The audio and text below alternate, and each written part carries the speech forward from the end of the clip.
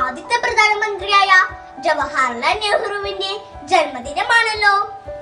ഈ ദിവസം നമ്മൾ ഇന്ത്യക്കാർ ശിശുദിനമായാണ് ആചരിക്കുന്നത്. കാരണം എന്താണെന്ന് നിങ്ങൾക്ക് അറിയണ്ടേ?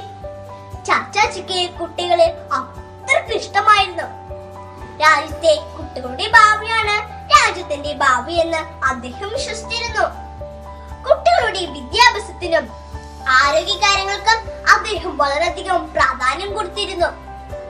കുട്ടികൾക്കൊപ്പം ഇടപെടുവാനും കുട്ടികൾക്ക് വേണ്ടി എഴുതുവാനും അദ്ദേഹം സമയം കണ്ടെത്തിയിരുന്നു.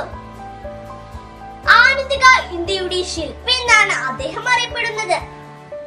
ബാലവേലയും കുട്ടികൾക്കെതിരെ അക്രമമില്ലാത്ത ഇന്ത്യയായിരുന്നു അദ്ദേഹം സ്വപ്നം കണ്ടിരുന്നത്.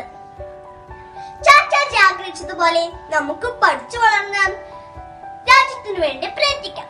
ജയ് ഹിന്ദ്.